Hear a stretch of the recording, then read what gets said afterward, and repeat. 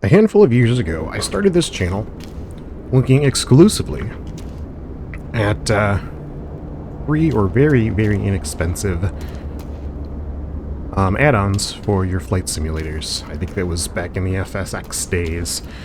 And we've strayed away from that a little bit in more recent times.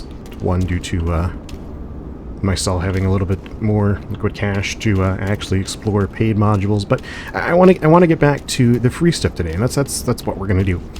And I'm happy to report that at a quick glance, at least visually, today's aircraft is a good add-on for free for your sim, because that's a great price. I was saying that. Anyway, ladies and gentlemen, welcome back to the channel. Welcome back to FS 2024, and welcome to the B-24 Liberator? I think it's Liberator. A FSX Port, actually, brought into the sim FS 2020. So we're going to give it a little bit of leeway for two reasons. One, because it's a port from an old bygone era of flight sim, but two, most importantly, because it's free, and that's a great price. So without further ado, let's begin. So let's start our walk around of the B-24.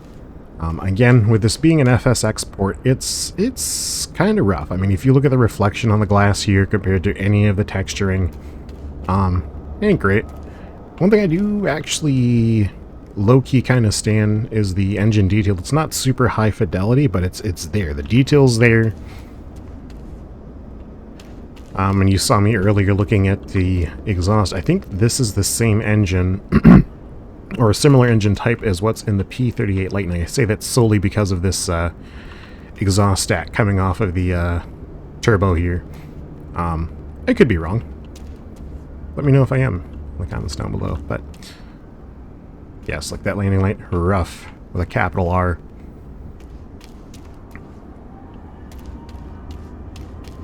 Exterior definitely not going to be winning. Oh, hey buddy, how's it going? We're gonna go for a flight later. Definitely not winning any top marks in terms of detail, but overall, I think it's fine. You know, you step back to like, oh, excuse me, Mr. Phenom. I'd say right around here. I mean, like any camera positioning, it's gonna look fine. It's gonna look fine. It's just when we get up close, things falter just a little bit. Interestingly enough, I need to look up more on this aircraft. So that's all, brother, is the nose art on this airplane. I thought that's all, brother, was assigned to a C-47 that led the D-Day invasion. Did they like cross? Did multiple aircraft have the same name in World War II? Is that a thing, or is this just a fictitious livery? Doesn't matter. Let's take a quick look. I need to equip my... There we go. Nope, wrong one.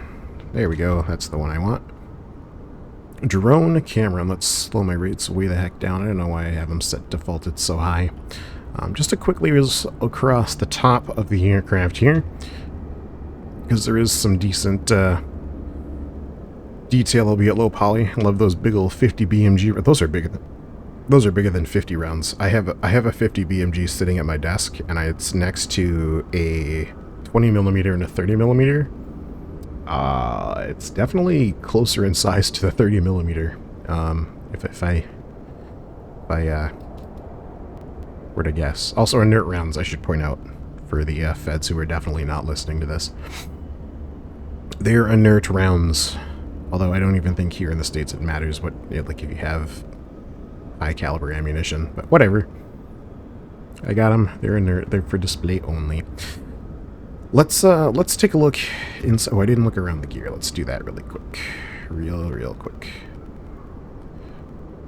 Got those classic World War II era tires. Again, not really winning any awards massively for, you know, level of detail, but the textures, they're there. They're good enough, right? The B-24 is actually one of the few aircraft that I don't know how the, oh, hello. That I don't know how the nose gear mechanism, I shouldn't say one of the few aircraft, but I don't know how the nose gear mechanism works on this. It looks like, just based on the lack of additional doors and these little side doors here, that it just lifts straight into the fuselage. If so, that's neat. What is this? Is this like is this supposed like a lamp, like a formation marker? I don't know. And then you've got your formation lights here, the red, green, yellow, in addition to your bomb bay. Let's go inside. I said. Let's go inside. So, this is where I think things actually really chalk up and hold up well and come to life. A lot of the critical gauges are going to be, in my opinion, revamped, or at least they're crispy enough to where you can utilize them natively. I mean, you've got some stuff like your temperature gauge here is a little bit low poly. I saw something over here too. This speed placard. And I mean, if you look really close, they're all just a little bit low res, but overall I think they're really okay. Again, we're talking about an aircraft that's probably 10 plus years old. When was FSX? Like 2009, I think it came out. Mostly clickable cockpit, sound-free cockpit. Unfortunately, there's no sounds. But again, it's 2020 or 2020, the 09 era aircraft. So critical sounds didn't really, or cockpit sounds rather, didn't. They weren't the standard. They existed in like some Coronado aircraft and stuff like that. Do I ever aft interior? Not really. I've got my bombs. I'm assuming you'll be able to see those with the bomb bay open. And you've got our two waist gunners clipping through each other, standing back to back down the good old Browning. I believe this is a Browning M2 machine gun. And then we've got our tail gunner with his twin M2s. I'm assuming, what kind of ammo? This is huge. This is like airburst ammunition. This is gigantic, if that's accurate. And then up in the front, oh, we've got a ball turret gunner on the underside as well. I didn't even see him. You have animated? No, you're just the gun. Then we can come up here to, well, it's not animated, but that's okay. Our bombardier station. And then up here is our nose gunner. And with those gigantic stack weapons. I think the navigator normally would have sat below us, or maybe it was behind us. Either way, it's not modeled, but that's neither here nor there. Let's go through startup, and then we'll take the old B-24 for a lap around Reno. Okay, so full disclosure, I've not started this aircraft. I've done nothing with this aircraft actually. Well, it'll probably show. First thing I'm going to need is battery power. How's our external lighting situation look? Okay, not non-existent, but it might as well be. It's an FS 2020 or FSX aircraft. God, that's going to be a hard one to break. Okay, so we've got battery power. I've got my engines in auto rich. Now we need to come over to our engine starters, maybe? Ooh, boost pumps. We need boost pumps. 100% need boost pumps. We'll turn them all on because I'm lazy. Don't need oil dilution. It's plenty warm. Let's go for, so I can't click the primers. Let's go for the number one engine. Oh, did you hear that?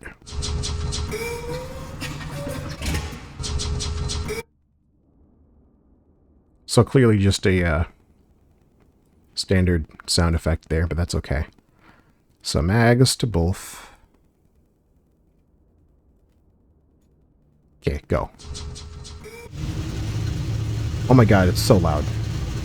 It's so loud. You guys aren't hearing this. I'll fix it in post. It's so loud. It's so loud.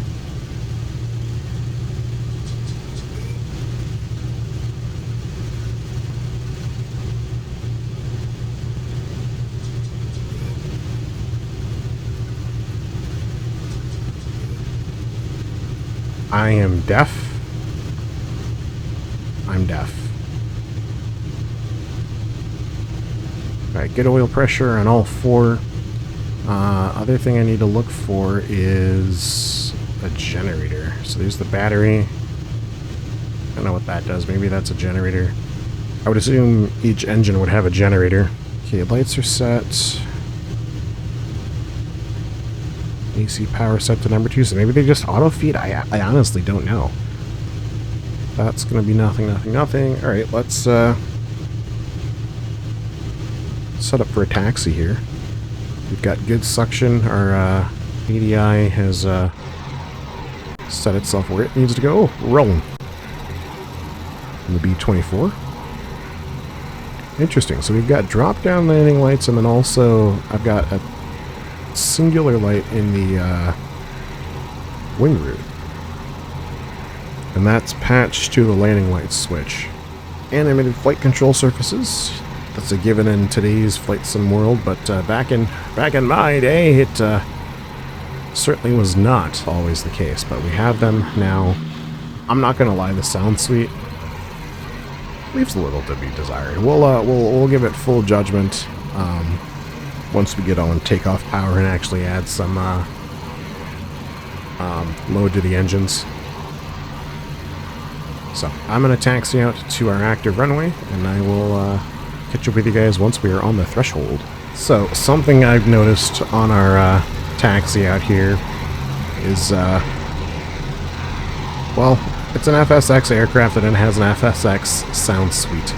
What does that mean? The engines don't really have a gradual sweep to them. I'll do a brake stand here and show you what I mean. So, if I just whack my throttles forward, there's no ramp up.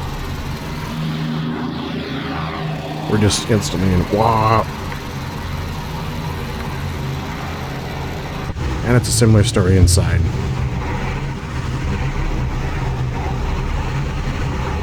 So, not great, but we'll certainly make do. Let's go up to 30 inches.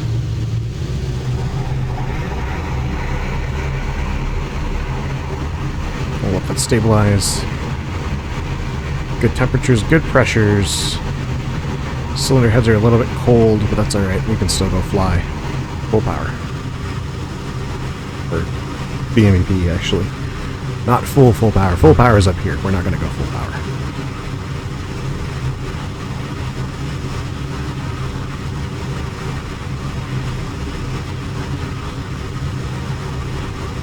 Our airspeed is creeping. Over through 50 knots or 50 miles per hour.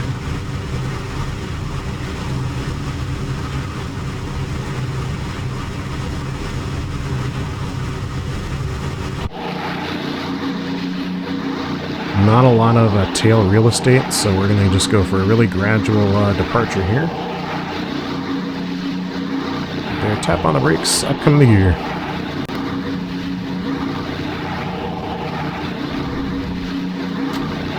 There we go, the landing lights.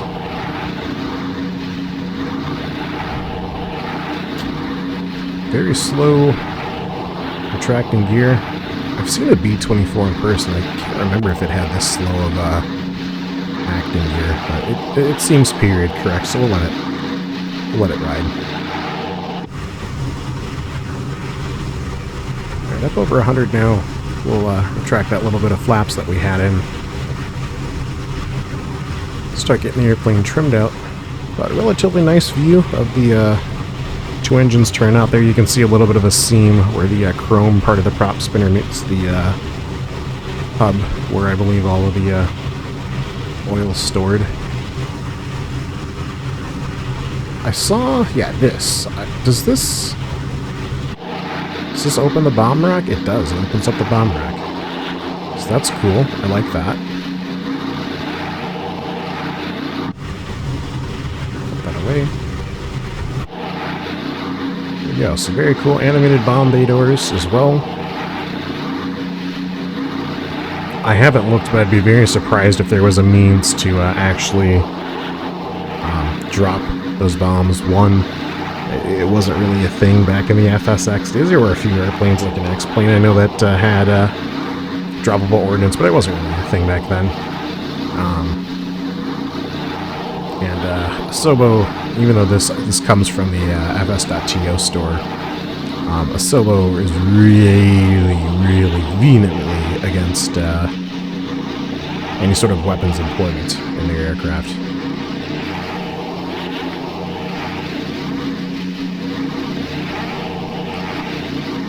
So almost completed a 360-degree orbit. Let's get a fueling profile for the B-24. We're about 150 miles an hour now.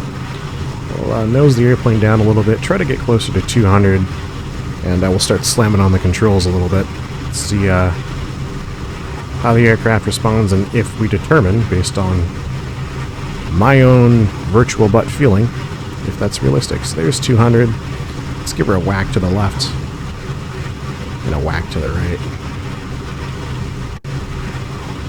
I mean, I think it's fine.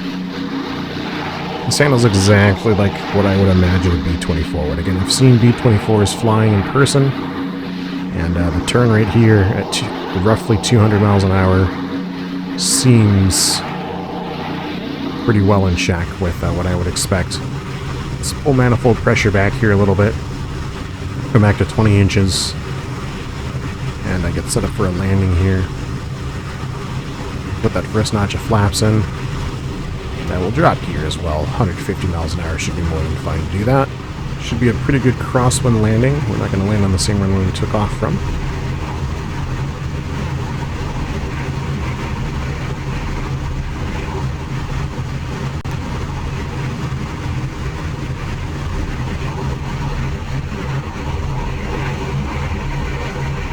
Up on 2.6, coming in through 100 miles an hour now. The winds are light for that windsock off to the right. Let's arrest our rate of descent. A little bit more power. Level out. Just because we have so little real estate. The tail there. Alright, let's start braking here. Engines are at idle despite the soundscape.